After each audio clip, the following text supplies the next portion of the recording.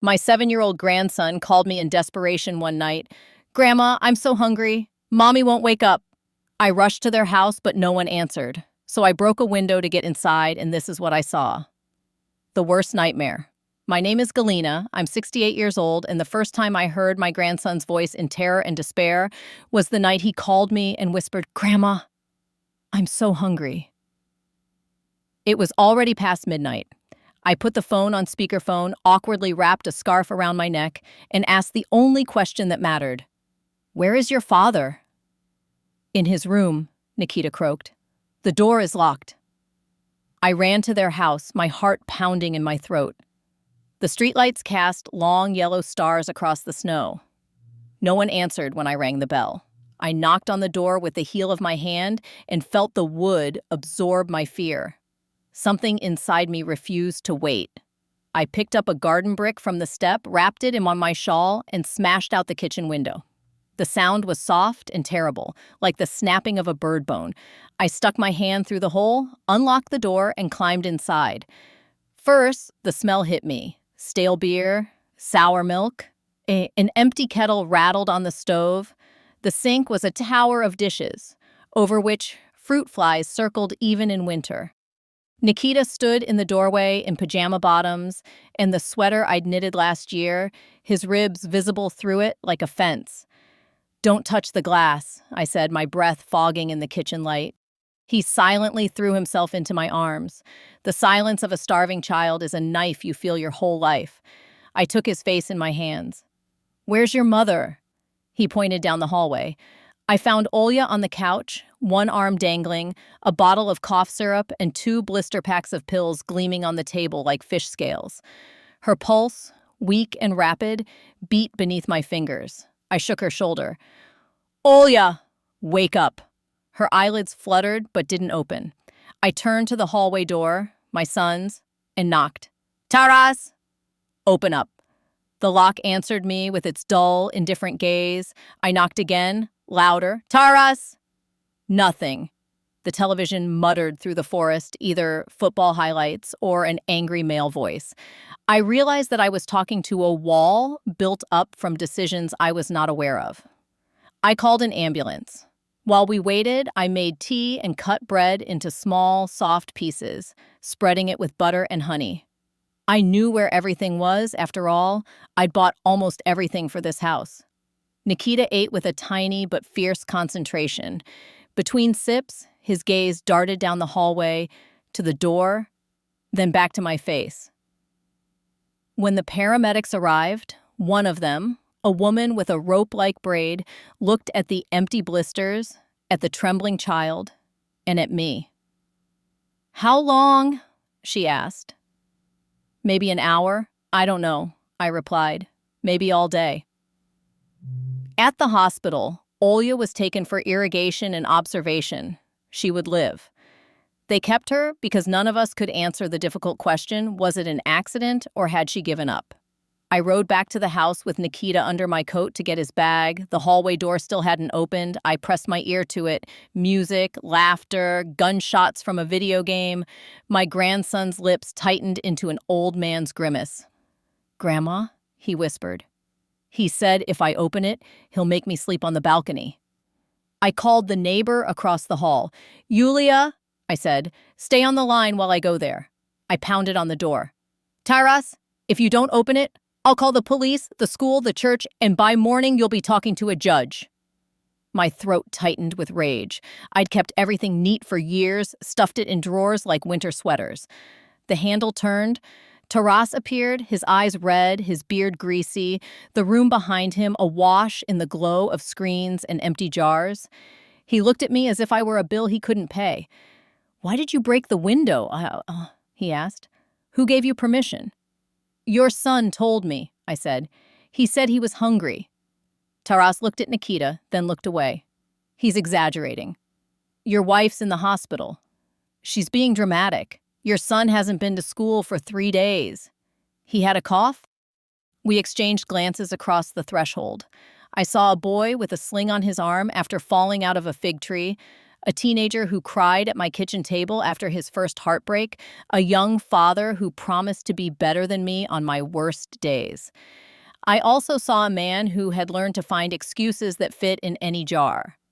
"Pack your bag," I said softly to Nikita. "A toothbrush, socks, a notebook." Taras laughed, but fell silent when he saw me take out my phone and film. "What are you doing?" "I'm writing down the truth," I replied. He stepped aside, not because he respected me, but because he feared the consequences. Waking neighbors, police lights flashing. My grandson's hand slipped into mine, small and burning. We left with the backpack. On the way home, I asked him to tell me everything. He hesitated. I said there are secrets we keep to feel safe and secrets that make us unsafe. He nodded. He doesn't let me come home when the teacher writes notes. He says I'm lying. He says Mom is sick because I'm noisy. He takes money from the blue box. "Which blue box?" I asked. "In your room," he said simply, "with the envelopes." I gripped the steering wheel so tightly my knuckles burned. 2 weeks earlier, I'd noticed small gaps. A missing pension card stub, thinned coins on a plate, shuffled envelopes. Now it all became clear to me. That night, after feeding him and putting him to bed, I stood in my small hallway and allowed myself to lean my head against the wall for a moment and silently wail. How can you love a child and save him if his father is also your child? How can you rescue two people from a burning house if one of them keeps opening the windows? I wasn't sleeping. I was planning. Before we continue, please subscribe to the channel, like it, and let us know in the comments what time it is where you are listening to this story. I started with breakfast and documents. I photographed every bruise I could see on Mikita's skinny shins from accidents. I recorded his whispered answers about missed meals and locked doors. I took pictures of the broken kitchen window and the pill packs. I called the school before dawn and the doctor. Mid-morning, I called a social worker, an old student of mine. Years ago, I taught literature. Now my lessons were different. I asked my neighbor Yulia to write what she had heard that night. The calls, the banging, the silence. By evening, I had a file thick enough to feel like a shield. I also had a promise from the doctor to examine Olya and to speak plainly about exhaustion and dependency and the ways it turns a mother into a shadow. In the middle of these calls, Taras finally texted me. "Where is he?" "With me," I wrote. "He belongs with his parents." "He belongs where he is fed and safe," I answered. He sent me a photograph of a steak on a plate as if proof of meat could erase the memory of hunger. Then he wrote, "If you keep this up, I'll make sure you never see him again." I stared at the words a long time. You cannot make a grandmother unsee. You cannot make her unhear a voice saying, "I'm hungry." And if you try, you will learn that the softest hands can make the heaviest phone calls. My revenge is near, and you will see what a woman builds when someone tries to starve a child. I learned the second truth 2 days later, when Olya returned home pale and fragile, her hands jittering like moths. She called me from the bathroom where she had locked herself in because Taras had started a fight over the ambulance bill. "He took your spare key," she whispered, "and he's been using your card." "My card?" I felt the floor tilt. "The one you gave me in case of emergencies when you went to Poltava last year. He knows the PIN. He took cash for his jobs that never came. He said you wouldn't notice. I notice now. He had taken food from my table, and he had taken the table itself. I told Olya I was coming." "No," she said, voice catching. "Don't." "Not now." That was the moment I understood a third truth. Sometimes a woman is too tired to be saved in public. You save her by building a room elsewhere and waiting until she has the strength to cross the threshold. I took Mikita to the park, and we kicked a ball in the crusted snow while I listed what I needed: bank statements, school reports, a lawyer who didn't roll his eyes at grandmothers, a locksmith, and a plan that didn't depend on Taras making good choices. Plans that depend on weak men are bridges built on fog. I began with the bank. The manager knew me from the days I came with my husband to complain about fees with a kindness he respected. We printed statements. Withdrawals blinked at me like small betrayals. 300 here, 200 there, a cluster on the day the electricity bill was due. I did the math in my head and felt a hot, steady calm. Anger is a flood, resolve is a river. I went to the school director, a woman my age who kept a lemon candy in her cheek and a ledger on her desk. She showed me the attendance, absences stacked into a tower of days. She had tried to call, she had tried to visit. He opens a crack and says, "Tomorrow," she said softly. "Tomorrow is not a day on my calendar." "Will you write that?" I asked. "I will," she said. Then she looked at me with the full weight of our generation. "Do you have the stomach for this?" "I have a hungry child," I said. "That is my stomach." I consulted a lawyer, recommended by the doctor's wife, a woman who had handled custody cases with the precision of a gardener pulling weeds by the root. She listened to my list, eyes steady, pen still. "We need emergency guardianship," she said, "but I want you to understand he will fight. It will be ugly, ugly," I repeated. "Like leaving a child without food?" She nodded. "Worse, because once cornered, he will bite." I went home and made soup with barley and mushrooms, the kind my husband liked on cold nights. I sat with Makita at the table and we played a game with the map on the wall, naming countries by their shapes. He fell asleep with his hand on my sleeve. My phone buzzed. A voice message from Olya. The background thumped with music. Her whisper slid through the noise. He told me to tell school we had a family situation, and then he shut the breaker. He keeps the fridge off to save money. I cannot stay here. Please, if I come tonight, can I stay with you? I looked at the sleeping boy and said aloud to the room, "Yes." I took jackets, a small suitcase, the spare keys. As I was about to leave, another message arrived, not from Olya, but from my grandson, sent hours earlier and delayed by some glitch. His voice was flat with practice. "We hide the bread in the towels," he said. "If he finds it, he throws it away." A second hook stabbed clean through my resolve, a child trained to hide food the way other children hide marbles. I realized my plan wasn't just to gather papers and stand in a courtroom. My plan was to remove the possibility that my son could keep a key to anyone's hunger. I met Olya in the alley behind the building. She stood with a backpack and a bruise the size of a thumb knuckle on her forearm. "Not from a fist," she said, "from the edge of a door when he slammed it while she reached for the handle. The kind of bruise that pretends to be an accident." She walked into my hallway like a person stepping off a ferry. She saw her child on my sofa and folded around him as if she could become a blanket. I turned away to give them privacy and also so they would not see my face, a mixture of love and fury that would frighten them if they knew how much storm I was willing to summon. We established rules. I would not report anything without Olya reading it. She would keep her appointments with the doctor. We would both stop apologizing for wanting the boy safe. At night, when the building quieted, I wrote what needed writing. The timeline, the photographs labeled, the messages archived.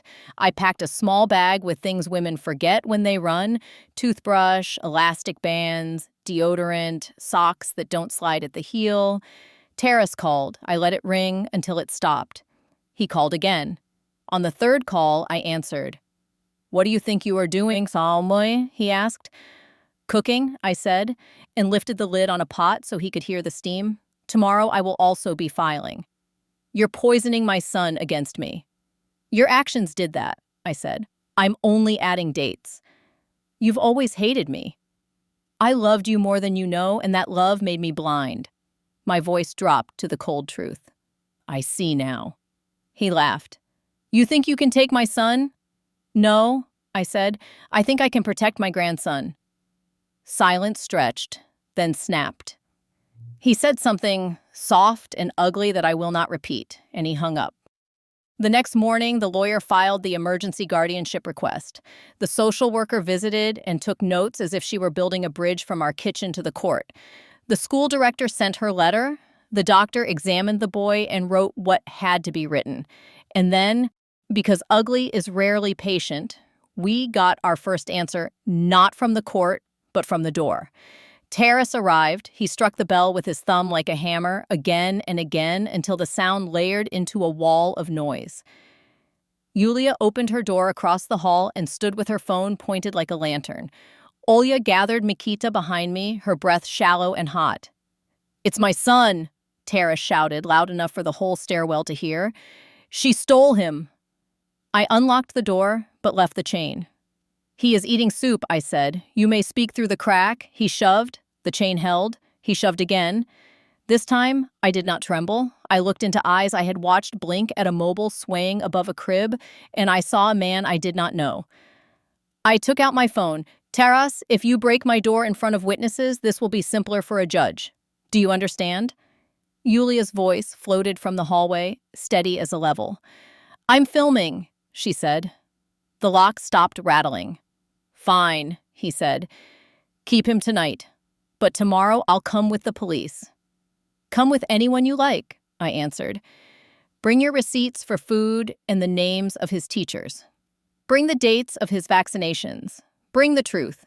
You might even bring an apology." He laughed once, a sharp bark, and left. The emptiness he left was loud. Olya sagged against the wall. I helped her to a chair. I made more tea. Then I sat down at the table and felt an odd, unshakable certainty. This would end in a courtroom and a kitchen both. I would win in both places, or I would not rest. What came next was not a clean line. It was a braid of days. There were hard mornings and trembly evenings, but there were also victories: return to class, eating lunch, and gaining weight. On the day of the hearing, I wore my husband's watch and the courage he believed I had. The judge was a woman with gray hair pulled into a low bun and eyes that did not flinch. Olya told the story with pauses where a younger woman might have cried. Grief had taught her to save tears for when they were useful. I told my story without embroidery: the call, the window, the photographs. Taras spoke too, chill and polished, saying we were punishing him for being poor, that we were dramatizing to steal his son. Then the lawyer asked him to explain the bank withdrawals. He said they were for household needs. She asked him to list them. He could not. I expected lightning and instead got paper. The judge granted temporary guardianship to me with visitation for Taras, supervised by the social worker until a full evaluation. It was not an end. It was a firm plank on the bridge. Taras cursed under his breath as we left the courthouse, a quiet, hot word that slid under the guard's radar. I didn't turn. I had a child's hand to hold and a bus to catch. And at home that evening, we ate stew and played cards. Mikita's laughter came out like a cautious animal sniffing a new clearing. When I tucked him in, he asked a question with the exact same tilt his father had used at 7. "Grandma, will you always answer when I call?" "Yes," I said, "even if I have to come through a window." Later, while the kettle hummed, my phone vibrated with a message from an unknown number. A photograph of Taras sitting at a slot machine, arms limp, eyes flat. The caption read, "He owes again." The sender was the bar owner near their building, a man who had once fixed my fence and taken payment in jars of pickles. "I'm sorry," he added. "He's been worse since his friend left town." I thanked him. Then I sat at the table and ran my fingers over the wood until I felt the grain's stubborn truth. I could not bet on my son's recovery, but I could bet on the boy sleeping in the next room and the woman on my sofa who needed a door that would not slam. We moved quietly in the days that followed. Olya found part-time work at the bakery. The owner looked at her hands, at the way she measured flour with her eyes, and said, 4 mornings a week to start." I sold my old piano to pay a month's rent on a small studio near us so that if Olya needed space, she had it. Mikita carried a key in a string around his neck, a promise he touched each time a noise startled him. Taras kept moving too, but in circles. He arrived late to supervise visits or not at all. He sent messages that alternated between anger and sickly sweetness. He left an envelope with a crumpled drawing at my door, a house with a triangle roof. Good men use their hands to build roofs. My son used his to fold paper roofs and call it love. The second hearing came on a Tuesday. When the city smelled like thaw, the judge reviewed reports. The social worker described the child's weight gain, the reduction in absences, the nights without emergency calls. The bar owner spoke quietly about tabs and promises. The school director spoke about the way Mikita stopped flinching when doors closed. Then the judge looked at me and said, "Are you prepared for this to be more than temporary?" "I am," I said. My voice did not shake. For how long? She asked. As long as it takes for him to be safe, I said. And then, because the truth is a stubborn horse that demands reins, I added, and as long as it takes for his father to show up as a father.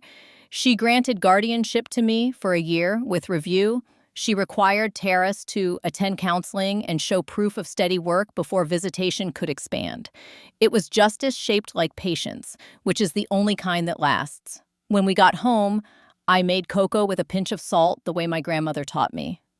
Olya leaned against the counter and exhaled a sound that had been lodged in her chest for years.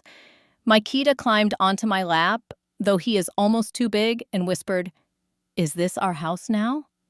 "It is our home," I said, "and home goes where we go." I stood by the window. After they went to bed, the city's winter noises like a distant sea. I thought of the boy I raised and the man he became, of the ways love can turn into a rope you pull on until it burns your hands. I did not hate him. I hated his hunger. For oblivion, for easy money, for the right to be comforted without the work of being good. I loved him enough to take away his chances to do harm. Maybe one day he would love himself enough to meet us on the other side of accountability. This is not a triumphant drum roll, it is a steady beat. We eat dinner at the same time each night. We leave shoes by the mat, not in the hallway where you trip in the dark. We answer when someone calls. And every so often, in the quiet minutes before sleep, I remember the crunch of glass under my palm and think, you can measure a life by the doors you open and the doors you refuse to let close. What comes next? There will be days when the old fear climbs the stairs and presses its ear to our door. On those days, I will put on water for tea and set the table for 3. I will see my grandson take a second slice of bread because he doesn't have to hide it. I will see my daughter-in-law leave for work with flour on her cheek and come home with a loaf still warm in the bag. And if the phone rings at night, it will be because someone remembered a joke, not because someone forgot a child. My revenge was never about hurting my son. It was about ending the hurt. I took his permission to starve a child, and I replaced it with a record, a key, and a law. I turned hunger into evidence and love into paperwork that could not be argued with. Justice, in the end, tasted like soup, hot, humble, filling, and like the quiet click of a lock that opens to the right hands. My revenge is near, always now, in every meal that lands on a plate, in every night that ends in sleep instead of fear, and in the promise I keep answering by stepping through doors, even broken ones, to reach the children I love. I didn't sleep the night after the hearing. Olya breathed in the living room, a soft catch at the end of each inhale like a curtain snagging a nail, and Mikita sprawled in his sleep with one foot kicked free of the blanket. I sat at the kitchen table and laid out what we had, what we were missing, and what a future might look like if I built it plank by plank instead of wishing it into being. The window I had broken at their apartment was already repaired. Taras texted me the receipt as if proof of a pain could balance out the hollowness of a fridge. I saved the photo anyway. These days, truth needed a folder. I started the morning with small mercies. I darned the heel of Maikita's favorite sock and left it on the radiator to warm. I washed the softest pillowcase I had and put it on Olya's pillow, the one with blue flowers that I used when my husband was sick and the house felt like a hospital. I brewed coffee and then switched to tea because my hands were shaking. I wrote lists so the feelings didn't flood the room. When the sun finally climbed our courtyard wall, Olya woke slowly, looked around like a traveler who'd arrived without luggage, and gave me a smile that hurt to see. "I dreamed of a door that opened," she said. "It wasn't a dream," I answered. "You opened it." She nodded. "I'll go to the bakery." "I promise to try the morning shift. You need rest." "I need to make bread." She touched the counter, the kettle, the handled mug I always set to the left for her. "I also need to be more than a patient." I understood. Work could be medicine if the dose was right. I called the bakery to make sure they truly wanted her. The owner said, "Her hands no dough. That's all I need." That day, Olya left with her scarf tight at the neck and came home smelling of yeast and sugar. She showed me 2 tiny burns on her wrist and smiled as if they were medals. Mikita returned to school and came back with a drawing he had made, a big rectangle building with 4 windows. In one window, a small figure with a round head waved. He wrote under it, "Home." It nearly broke me. Terrace's messages shifted from threatening to pleading and back again with the rhythm of an elevator. "Let me see him. I'm ready to be better. You've turned him against me. You owe me." Each time I saved the message and replied the same way. Contact the social worker to schedule a supervised visit. Bring snacks and a book he likes. For a week, he did not reply. Then he wrote, "Books are for people who can sit still." I did not answer. He showed up once at the schoolyard fence, hands in pockets, eyes scanning until they hooked on us. I saw the guard tense. I stepped forward and the guard's hand lifted like a gate. Tyrus put his palms up. "I'm not here to cause trouble," he said, voice calm, almost tender. "I just want to say hello." "Hello is inside the schedule," I said. "That is how we build trust now." He leaned on the fence, studied me, then the boy, then Olya sending a text with both thumbs as if the small glowing screen could be a shield. "You think rules can fix what you ruined?" he said. "I think rules can stop a child from going hungry," I answered. "Everything else is repair or ruin depending on you." He didn't come in, he didn't wave. He tipped his chin at Mikita, a gesture that meant nothing, and left with shoulders arranged like a man who thinks a posture can do the work of character. At home, I took the old metal lockbox from my wardrobe and opened it. Inside were things I had not planned to need: the spare key to their flat I had taken back after the ambulance night, copies of my bank statements, the small ledger I kept of money lent to Taras just this once, and a folded paper from 4 years ago when I had added Olya as an emergency contact and told her quietly, "If anything happens to me, follow the notes in the back." Her name and phone number were in my neat handwriting. Seeing it now made me feel both wise and foolish. I had prepared for storms and still gotten soaked. I made another list, the kind that keeps you from drowning: groceries, dentist check for the child, winter boots 1 size up, school meeting, lawyer's packet for the longer guardianship hearing. I added something else and circled it, talked to the bank about the card Olya had mentioned, the one I'd forgotten I'd given her for emergencies, the number Taras had memorized, and called an opportunity. The banker listened and bent close to the screen. "Here," he said, tracing with a blunt finger, "cash withdrawals at kiosks near a gaming hall and a billiards bar. Times are late. Amounts are the maximum allowed without triggering an automatic hold." "Can we get camera footage?" I asked. "Police can," he said. "I can print locations and times." "Do that," I said. And he did. I folded the paper and felt the small, stubborn strength that comes from writing down the places where someone has siphoned your life. At the grocery, I saw one of Terrace's friends idling by the turnips, a man with a haircut that pretended to be clean and a smile that pretended to be kind. He nodded at me like we were acquaintances from church. "How's the little one?" he asked. "Terrace says you're not letting him see his son." "Terrace can see his son supervised," I said, placing carrots in my basket. "We are making good choices a condition of contact. It's new here," he tisked. "You always were strict." "I am consistent," I said. "There's a difference." He moved closer. "You know, debts get messy when families fight." "They were messy before," I said, and kept moving. He laughed softly and let me pass. My stomach went hard. People like him swim to blood. I would not feed them. That evening, after homework and soup and a short game of cards, we sat together and made a chart. It was Olya's idea, and I think it saved us. 3 columns: what we can control, what we can influence, what we cannot control. Under the first, we wrote meals, routines, school, doctor, counseling, our words. Under the second, court dates, social worker schedules, bakery shifts, the way my building association might tolerate a child's noise. Under the last, we wrote Terrace's decisions, messages from his friends, old hunger. Olya capped the pen and studied the page like a map. "This might keep me from crying in the kitchen at 2 a.m. She said, trying to smile. "It might keep me from calling your husband names I'll regret," I said. Both are useful. We taped it inside the pantry door. It did not solve everything. It gave us a place to look when the worry started to balloon.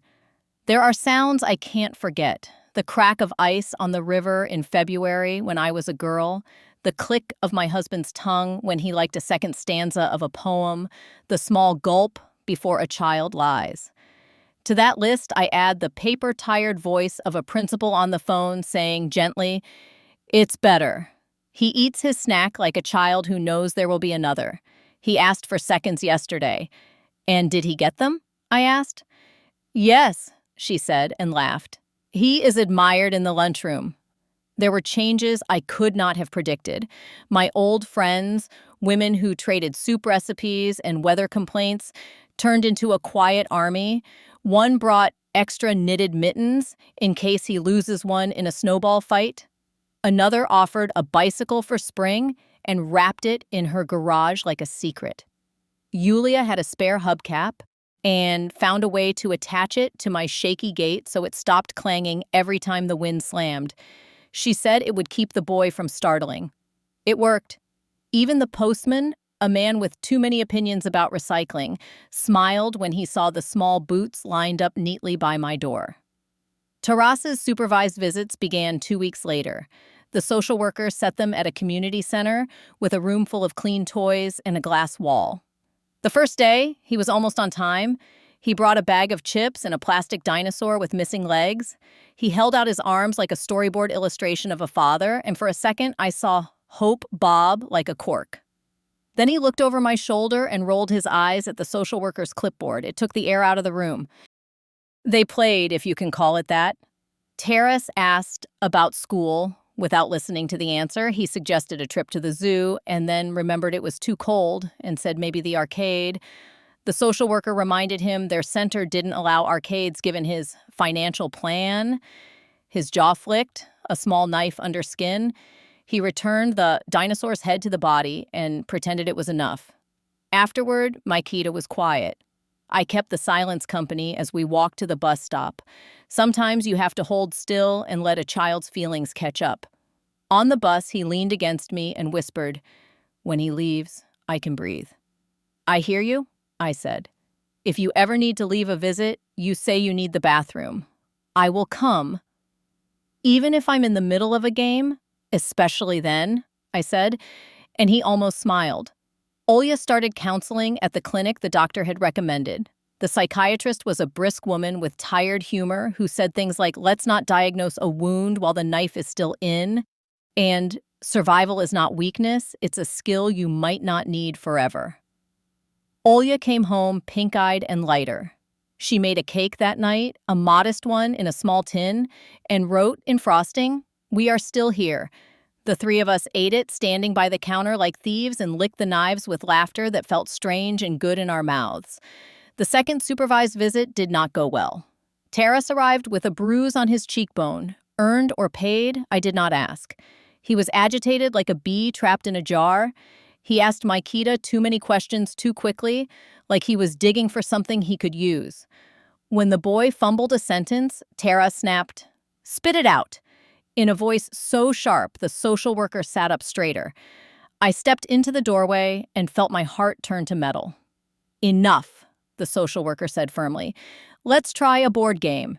She handed them one. Tara shrugged, peeled the lid, and then whispered something into Mikita's ear.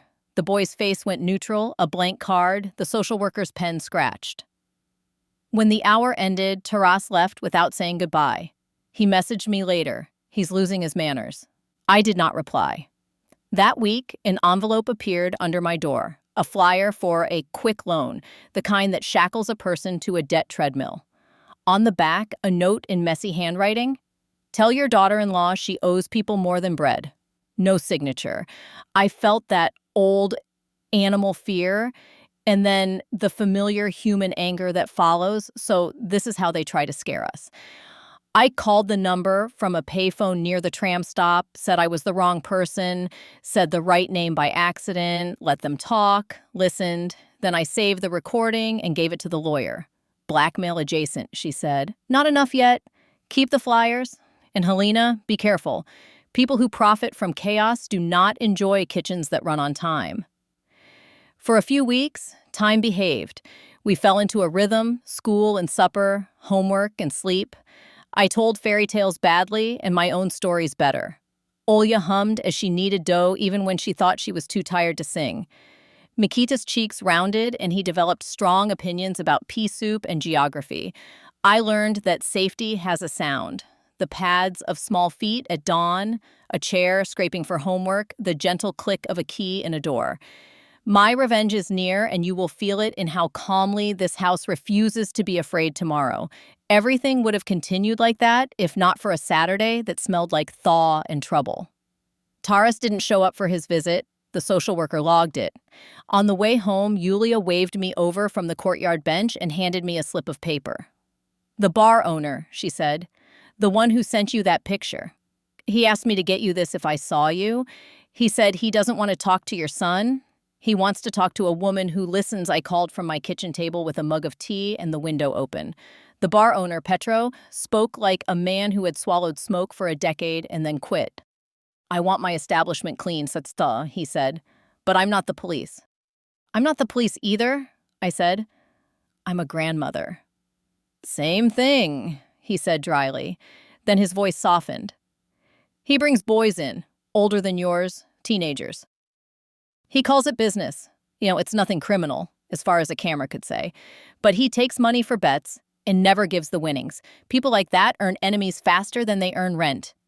"You're telling me to be careful," I said. "I'm telling you he borrows against futures he doesn't have." "Thank you," I said. "You know what I admire about you?" he asked. "You don't pretend it's not as bad as it is." "What is it?" I asked. "Bad," he said simply. "But bad can be enclosed. Not forever, long enough." I hung up and pinned his words to my list like a moth to a specimen board and closed the bad. I thought of locks and schedules and sober afternoons. I thought of a full pantry and a closed balcony door. I decided to do something that would either help or blow up in my face. Visit my son with a rule and an offer. I told Olya. She said, "Take Yulia." And I did. We went in daylight with a basket of food as if it were an ordinary visit, which it wasn't. I knocked. Taras opened, shirtless, rubbing his eyes. The apartment smelled like last night. I stepped in anyway and set the basket on the table. "We'll be conducting introductions," I said, and Yulia hid a smile behind her scarf. "Introductions to what?" he asked. "To the new reality," I said. "You want a relationship with your son. Here is the price." I handed him a paper, a schedule of supervised visits, a list of steps to get unsupervised ones someday, counseling receipts, a budget appointment, proof of work. "This is not punishment," I said. This is a bridge." He held the paper like it was dirty. "You think you can run my life." "I can't," I said, "but I can run mine. And mine includes a boy who will not be hungry again and a woman who will not be yelled at for breathing." Yulia leaned on the doorframe like a witness. Taras looked at her, at me, back to the paper, then reached for the basket and took out the jar of borscht. "What's this, Isle?" he asked. "Food," I said. "We will feed you on the condition that you feed yourself with better choices. This is a rope. You can use it to climb, or you can coil it and pretend it's a crown." He laughed once, a harsh sound. "You always like speeches?" "Not as much as I like children who sleep through the night," I said. "You can't bully me. I taught teenagers for 30 years, Taras. You're a sentimental version of the boy who thinks charisma can get him out of a test." "Leave," he said, but he didn't close the door. He held the jar. He smelled it. He set it down too quickly as if it had burned him.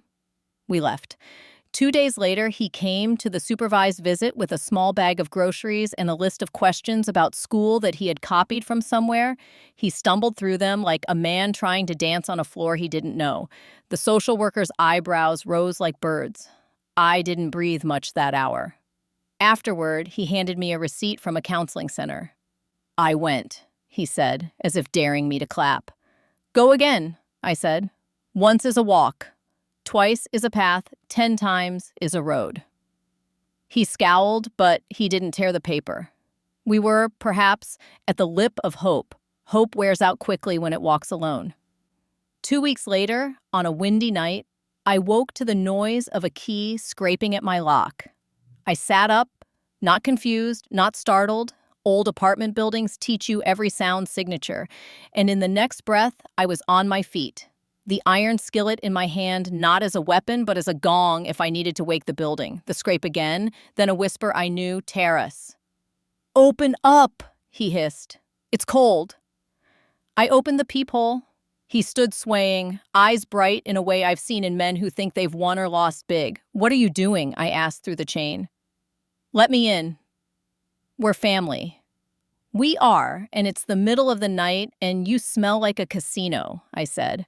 "Come back in the morning. Let me see my son." "He's sleeping," I said. "He needs to stay asleep." Taras put his forehead against the door like a penitent, then pivoted and kicked it. The chain held. Somewhere behind me, a small sound, the mattress on the sofa shifting, told me Olya was awake. I lifted my phone. "Yulia," I whispered. "Step outside." She did. Footsteps in the hallway, the hush of other doors opening just a crack.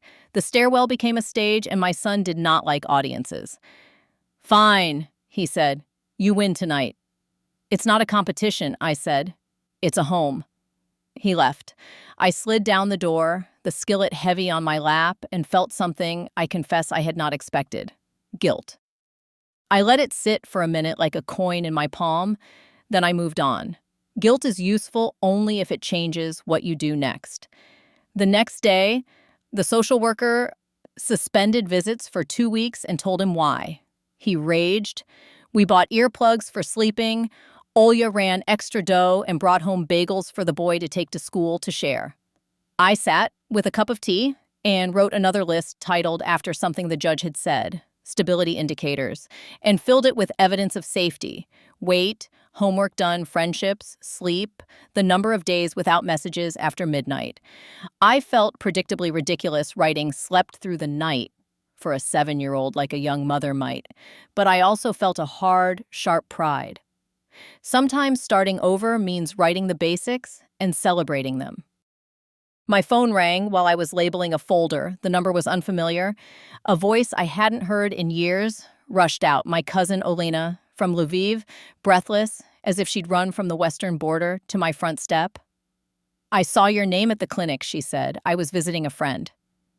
The therapist mentioned your case in the vaguest way, said a grandmother was saving a boy. I knew it had to be you." I pressed the phone closer. Olena was the cousin who had once dared me to jump from the low bridge into the river and then jumped first so I would see it was possible. We hadn't spoken much since the funerals and the pandemic and the ways families grow quiet when they're tired. Now her voice felt like a rope thrown across a chasm. "How are you?" I asked. "Fine enough. More importantly, what do you need?" I thought about money and tedium and time, the 3 great logs in the river of any plan. I asked for none. Instead, I said, "Tell me I'm not a fool." "You're many things," she said warmly.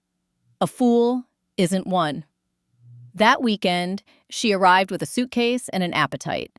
She slept on the floor on a pile of blankets and made the kind of cabbage rolls that make a kitchen smell like a holiday.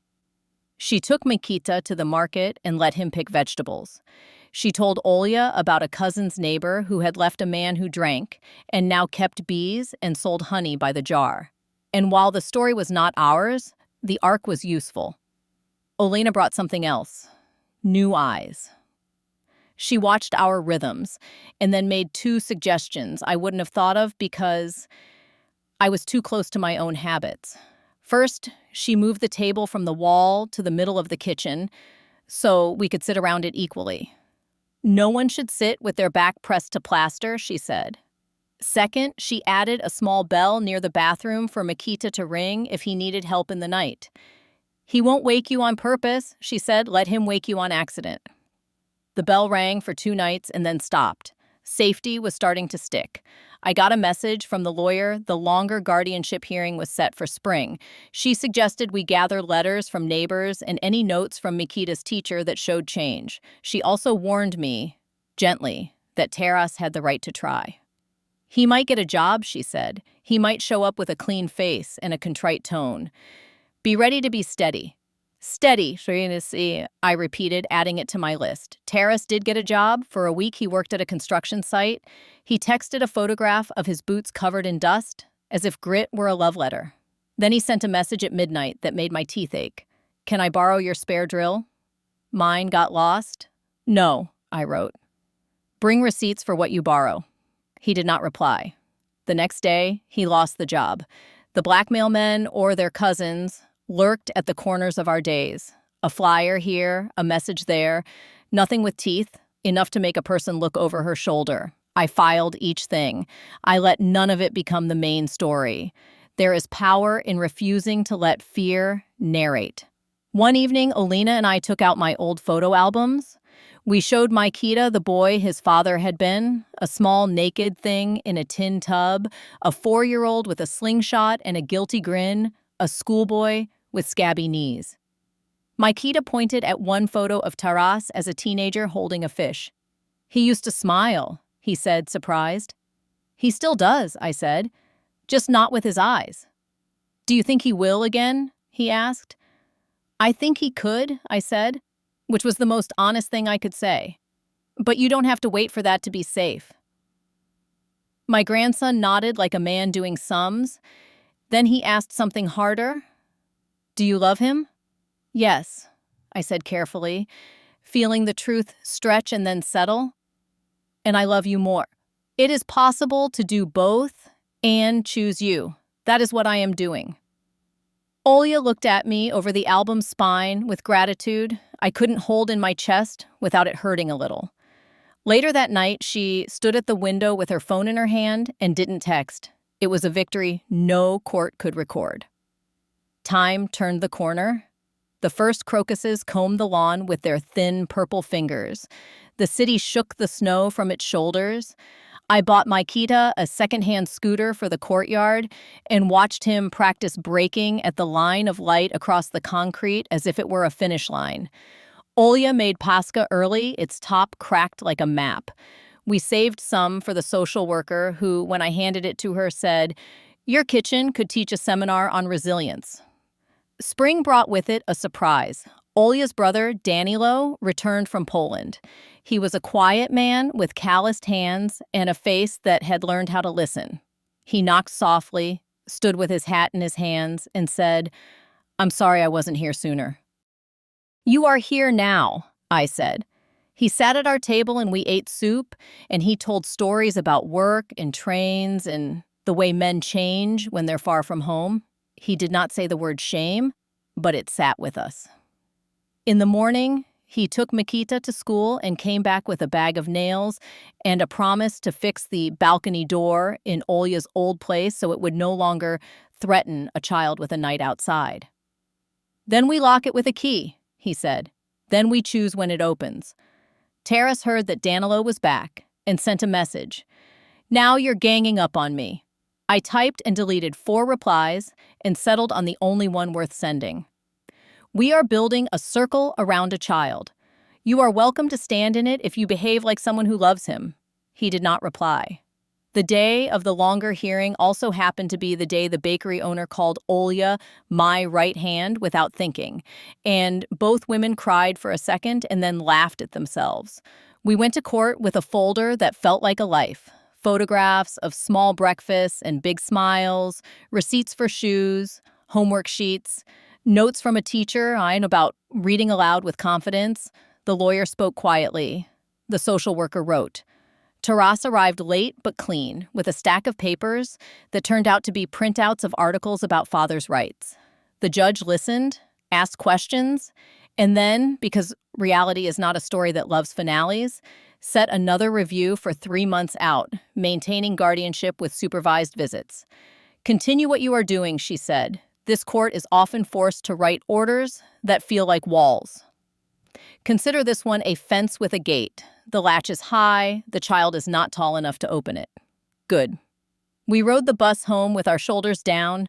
We stopped for ice cream because victories should taste like something. Mikita ate his too fast and declared he had brain freeze. Olya touched his forehead like a reflex and then laughed, a sound that made 3 strangers on the tram smile like they remembered something soft. The next morning, I found the gate to our building propped open with a rock. It happens often enough, but that day it felt like an omen. I moved the rock and shut the gate. I added one more item to my list: teach the boy to move rocks out of doorways if it is safe to do so. That afternoon, he did it without me asking. He said, "We don't want strangers in." He said it simply. The way of safety was becoming natural. The last trouble came quietly. A woman knocked on our door holding a binder and a smile that hadn't reached her eyes in years. "I'm from the private counseling center," she said, naming one Terrace had claimed. "We have not been paid." He said you would. I invited her in. She perched on the chair like a bird that doesn't trust the branch. I poured tea. She sipped and then loosened her shoulders a little. People do when someone feeds them. She showed me a photocopy of a contract with my name forged at the bottom as guarantor. The G in Helena looked like mine. The loop on the Y did not. I felt a cold, clean blade slide into place. So this is the next move. "I did not sign this," I said. "I believe you," she said, surprising me. "He sold me a story and I bought it because I wanted to." We all do that sometimes, but we have rules. He went 3 times and then never again. She looked tired, then embarrassed. We make exceptions for families. We can't make them for lies. I made some calls.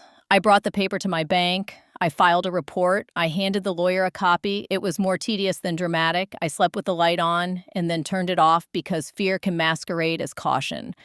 The clinic wrote a letter withdrawing the contract once they saw the handwriting samples and the dates. The lawyer sent a curt warning. Terrace went quiet for a week and then texted, "You're making me look bad." I wrote back, "You're doing that yourself." I kept building. I taught Maikita how to boil an egg and set a table. We practiced tying shoes with ridiculous rhymes. We grew herbs on the windowsill and called them by their names like pets: basil, dill, parsley. He took parsley to school for a show and tell and told the class, "This tastes like soup." His teacher wrote to me, "He reads with his chin up now." One evening in early summer, the bar owner sent a message, a photograph of our gate. "The Proppers have moved on," he wrote. "I told them to gamble elsewhere." I sent him a jar of pickled tomatoes with a note that said simply, "Thank you." He replied, "I prefer this to cash." I waited for the next crisis as one waits for a summer storm. It didn't come. Troubles came, sure. Olya burned a batch of bread and cried, then laughed. Mikita skinned his knee and refused bandages. I misplaced my keys and found them in the pocket of a robe I never wear. But extinction-level trouble stayed away. When it tried to wedge a foot in the door was latched high, out of reach of small hands and impulsive men. We heard from Terrace less often. When he did appear, twice a month, sometimes once, he was dusted with hope or regret, never both. He brought oranges one time and peeled one for the boy. With a slowness I remembered from a decade ago, he played a card game and didn't cheat. He met Olya's eyes and didn't make her pay for staying alive.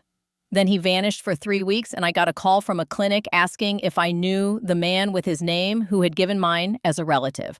I said I did, and then I did nothing else. It was not my job to become his rescuer anymore. That was the hardest rule to keep. One Sunday, after church, the priest asked if I would speak to a group of grandparents about guardianship. I said no, and then yes. I told the truth, without poetry, that the hardest part was not the paperwork, but the part where you look at your child and understand that love is not the same as permission. I said you cannot save someone by starving a child of stability. I said sometimes revenge looks like a table with 3 chairs and a lock that clicks. 3 women cried. A man asked about classifications, and I said, with rare sharpness, we classify what we can count. Children count on us. That is classification enough. In the autumn, the judge reviewed the case again. The reports were boring in the best way. The lines that mattered were these: attending school daily, steady weight gain, stable routines, minimal conflicts at visits. She looked at Terrace and asked, "What do you want?" He said, "My family." She asked, "What are you doing to earn them?" He did not have numbers. He did not have proof. He had a clean shirt and a story that kept skipping in the same place. The judge extended guardianship for another year, added a requirement for proof of counseling attendance and steady work before visitation could increase, and said, "Mr. Moroz, your mother is doing what you were supposed to do. This is your opportunity to build a record that tells your son a different story." On the way home, we bought apples. We made pie, not because we needed dessert, but because the house needed a smell that said we had chosen to stay. One night, long after the sharp edges had been rounded by months of routine, I heard the small bell near the bathroom ring 3 times. I went and found Makita standing there, cheeks wet. "I had a bad dream," he said. "The old kitchen. The empty fridge." I sat on the floor with him and leaned against the cool tile. "We can open the fridge together right now," I said. We did. We stood in the light and looked at shelves that held plain treasures: eggs, milk, leftover soup, carrots, a jar with a handwritten label, "Strawberry, Olena." He exhaled. "It's silly," he said.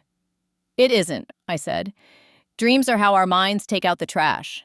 Sometimes the trash reminds us of the old house." We went back to bed, and I hummed the off-key lullaby I used to sing to Taras when he was a baby, and the only hunger in the house was for sleep.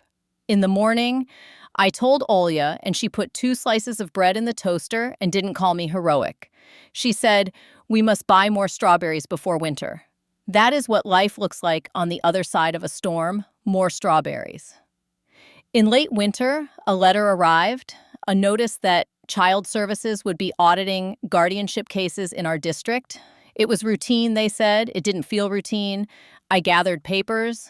I made tea. I cleaned the polish off my fingernails because the social worker, a serious man this time, seemed like the type who mistrusts vanity. He spent an hour in our kitchen asking sensible questions and made 3 notes I couldn't read upside down. He checked the contents of the pantry and the expiration dates on medicine. He asked Mikita what he ate for breakfast. The boy said with a small smile, "It depends on the day," and listed options like "a person who knows there will be options again tomorrow."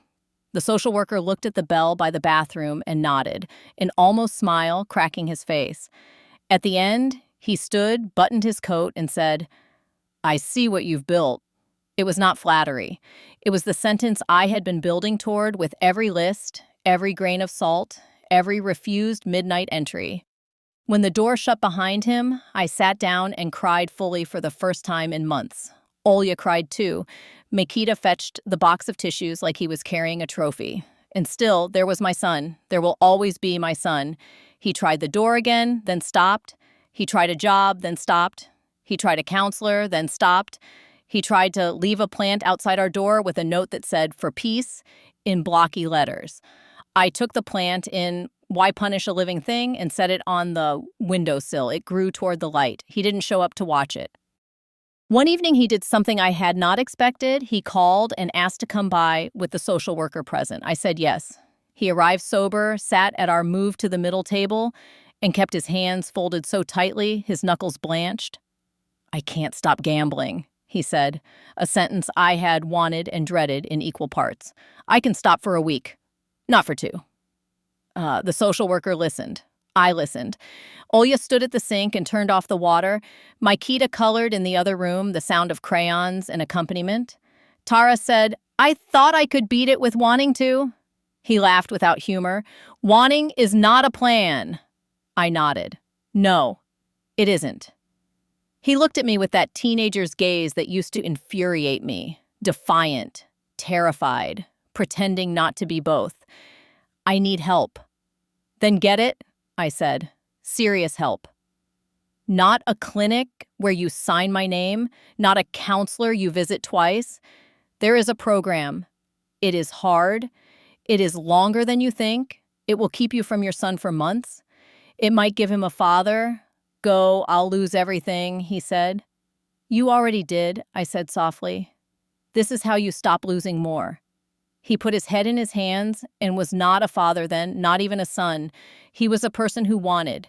The social worker gave him a card. Olya washed a cup and dried it and set it in front of him with water in it. He drank. He left. The social worker stayed for another 10 minutes and said nothing, the kindest silence I've sat in. Taras went to the program. He lasted a week, then left, then went back, then stayed. He wrote 2 letters. They were messy and longer than the old messages. He didn't ask for anything. He told the truth in crooked lines. I did not show them to Mikita. I kept them for later, maybe. I showed them to Olia, and she read them standing up like a person who doesn't trust the floor. Spring again.